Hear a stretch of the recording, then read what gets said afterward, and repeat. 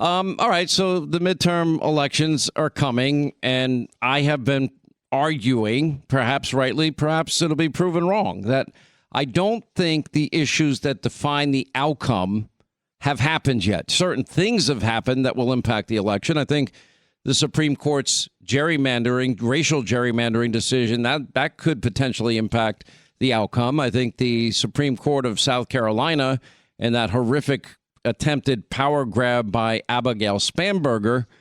But some fascinating things have happened. I talked about this on TV last night. The recent poll out in just the last week and a half, Democrats have lost over 9 points in terms of where they were. And I conclude the reason is this, is that the more people see the Democratic Party embracing the likes of Graham Platner and James Talarico and Ex-Aide in Michigan, the more the American people are going to reject this party. The antics that we played and how stupid they looked in these hearings with Marco Rubio and Scott Besson and Markwayne Mullen, it is not instilling confidence. They don't have an agenda, except it's, wake up in the morning, hate Donald Trump, wash, rinse, repeat, hate him all day long. If he cures cancer, you're still going to hate him.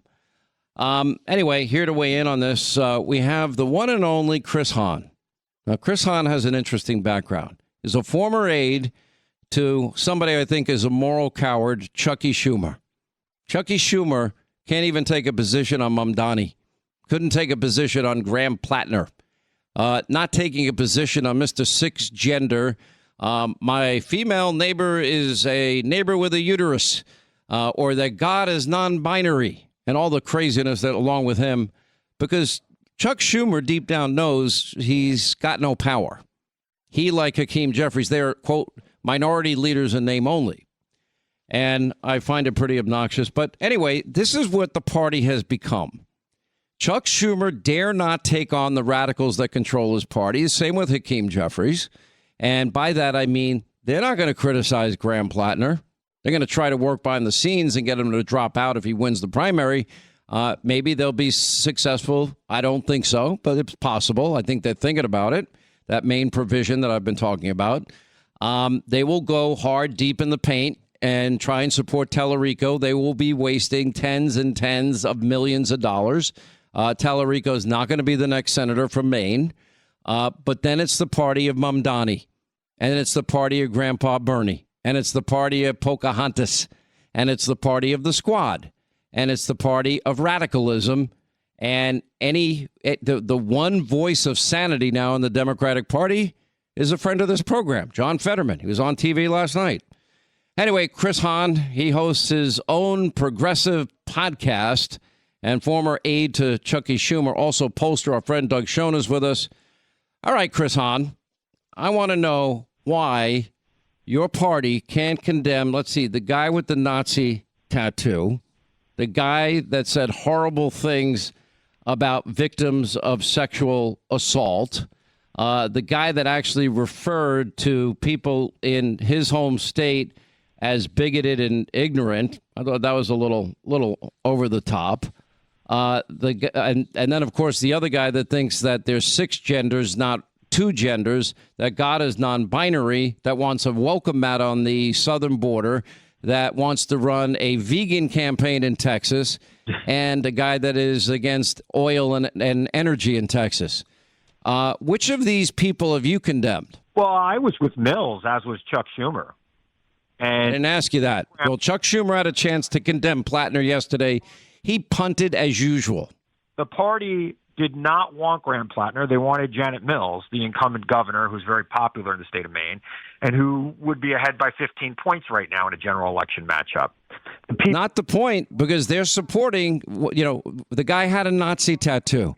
The guy said horrible things about women that get raped. He said horrible things about heroes in the military. And Kristen Gillibrand yesterday, oh yeah, we're going to support him. Well, and Chuck Schumer wouldn't condemn this guy. In Texas, that speaks volumes. In Texas, Republicans are supporting Ken Paxton. They said horrible things about Ken Paxton. So Okay, who has the moral high ground here? a long time. How about if a guy had a Nazi tattoo for 20 years, maybe the party should have condemned him then? I think If he attacks victims of sexual assault, maybe distance yourself then. I'm pretty sure we did. No, stop. Not pretty sure. You're wrong. No, You're dead wrong. they put another candidate up against him. That was from the beginning. She bowed out, and all the Democrats coalesced around the guy with the Nazi tattoo that he blacked out only because he's running for office. Well, look, as the grandson of a Holocaust survivor, I had a real problem with that Nazi tattoo. Well, why don't you call your buddy Chuck and say, I cannot support Graham Platner or James Talarico? I'll tell you what, when John Because he's gutless. Paxton, maybe we'll make that deal. How about that? Because Paxton is a horrible... Okay, Chris, I'm talking about your party. Your party's been taken over by radicals, and the guy you worked for doesn't have the moral clarity, courage to challenge the nuts that run your party. Agree that the party's been taken over by radicals. I think the primary in Iowa was very clear that it has not. Okay, nice spin job. I don't think Doug Schoen is going to agree with you. Doug. Sean, Chuck Schumer believes in regime change in Jerusalem, but not in Tehran. Do I need to say anything more? Not really. Well, I'll answer your questions directly in the way that Chris did not. Platner is an abomination. If Swalwell can't run because of sexual harassment, why can Platner run, given the Nazi tattoo, his misogynistic behavior, and his extreme radicalism? I don't get it. I can't, as somebody, and I respect Chris and certainly his family, but somebody who had relatives, myself, in Europe in the 1930s, how can I support this man? He says what's going on in Israel is genocide and apartheid. In Gaza is genocide and apartheid on the West Bank. This is an abomination. It's pretty simple. We need Fetterman-like Democrats to have a chance to win. The greatest asset the Republicans have are these far-left Democrats. Is this not clear, Sean? Am I being evasive? Listen, historical trends, and you're a great pollster, Doug, and I've known you for decades. Yeah. And historical trends would otherwise favor Democrats, but not this group of extremists. And then the rest of the party has this fear that they can't speak out against the crazy in their party, the Mamdanis of their party, the Platners, the Talaricos, the AOCs, the Squad. They're not going to touch it. They're not going to touch Grandpa Bernie because they know if they dared to do that, they would be out of leadership, probably out of office in no time. Well, of course, but this is about right and wrong, Sean, not about party loyalty. I mean, I'm glad that Chris likes Janet Mills. I was for her, too. But we got to deal with the world that is, not the world that he hoped it would be or Schumer hoped it would be. Why can't we be intellectually honest, Sean? What are we supposed to do if he's the nominee? Are we supposed to then go ahead and support the Republican incumbent who is just slightly better on Trump issues than most other, lapdogs to the president? Look, Chris, I'm going to push you because Doug brought it up. You don't ever answer a freaking question. I am asking specifically about the people that now run your party. And all you want to do is you want to transition and talk about Republicans and Trump. We can have that discussion, but I want to hear you say what Doug said. I want to know if you find these people morally repugnant. I want to hear that your old boss is lacking moral clarity and you're disappointed in him. I find Graham Platner morally repugnant. How about James Talarico? By the way, do you think there are 6 genders? Absolutely wrong about James Talarico. Oh, really? I think Doug will agree with me. Do you think there are 6 genders?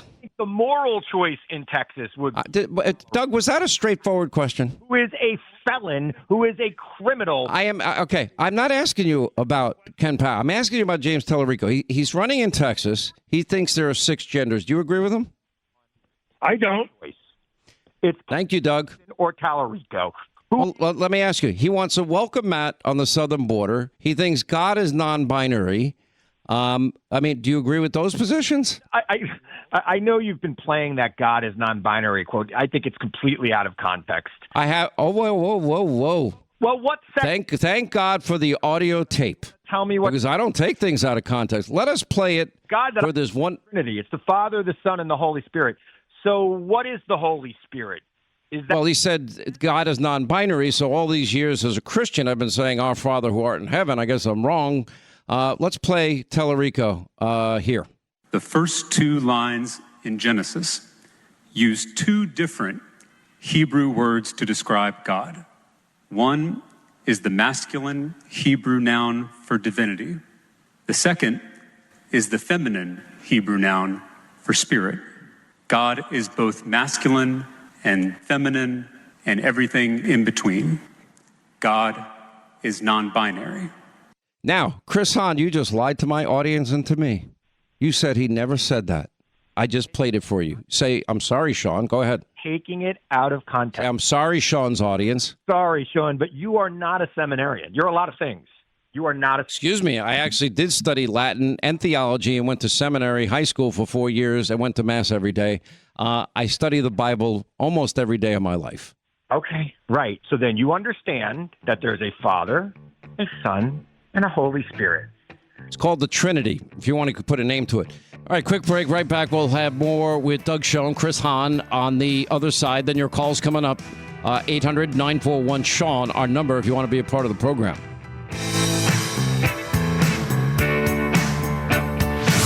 Exposing, uncovering, unpacking the lies of the left every day. This is the Sean Hannity Show.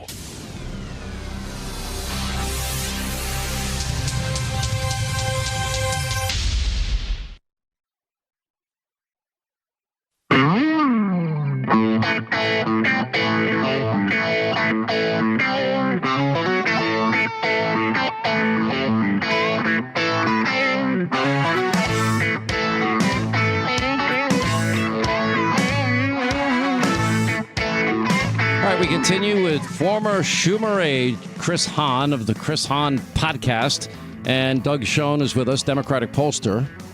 All right, let me go to Doug because Doug will straighten you out. Doug, did I take out of context James Talarico's words? No, of course you didn't. It's pretty simple, Sean. This is not rocket science. Well, maybe Chris can inform us then, Doug. Tell us what the other 4 genders are. I'm very interested. What are the other 4 genders? I am not a gender scientist. What you said was... But you're supporting somebody that claims there's 6 genders. What? Okay. Look, if you want to run the campaign of 2024 again, you would have had to done good on the economy. You would have had to have done well in foreign policy. You would have had doing great in foreign policy, and the border's secure, and we have GDP growth close to 3%. And yeah, we have rid the world of a nuclear-armed Iran, which the president, I don't think, had any choice but to do it. Is that a good thing? The president has made Iran more dangerous. Period. Oh, you're making it so Iran having their nuclear reactors blown to smithereens, and the president insisting on recovering the dust, you're saying makes the world less safe. The president has told Iran, you want to hold the world hostage? You don't need a nuclear bomb. Get a couple guys with shoulder-launched grenades to stand at the Strait of Hormuz in places where they can't be seen. And you. Let me ask you, Doug, do you agree with Mr. Hahn? Sean, I'm still a Democrat. There's much that Donald Trump has done that I object to. So I'm not abandoning my party. But how can you, as a rational person, say anything other than thank you, Mr. President, for degrading their regime, degrading their military, and degrading their nuclear program? I could disagree about aspects of policy But for goodness sake, this is the greatest friend of Israel we've ever had. And I can tell you, every Israeli prime minister that I've dealt with, and I've dealt with 5, all of them believe that the threat of Iran is an existential one to our nation and our world. Chris Hahn, do you think Mamdani, his wife, his family are anti-Israel? I don't know what's in their heart, and I think he's doing a fine there. I think he's got a great police commissioner. Really? I think the city's cleaner. I think the city's working, and that's his job. He's not a foreign policy ambassador. Let me tell you the beauty of this conversation. There is a beauty here. Yes. And I've got to go. I'm going to let you guys go. But I'm going to tell you the beauty of this is Doug Schoen would actually, if the Democrats listen to him, would be far more successful in this midterm election year than if following the Chris Hahn model, which is to defend the indefensible.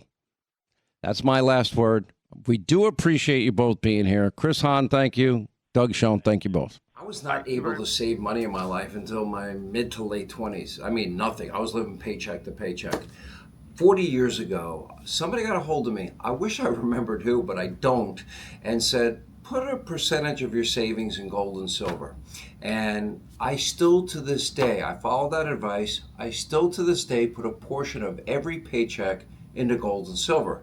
And I'm not stopping. I'm so glad I did. So if you want to learn why I keep buying, why I am a customer of Goldco, just go to HannityGold.com and see how you can get 10% in free gold or silver from my partners over at Goldco. Now, they've earned my trust. Again, I'm a customer, and they will earn yours too.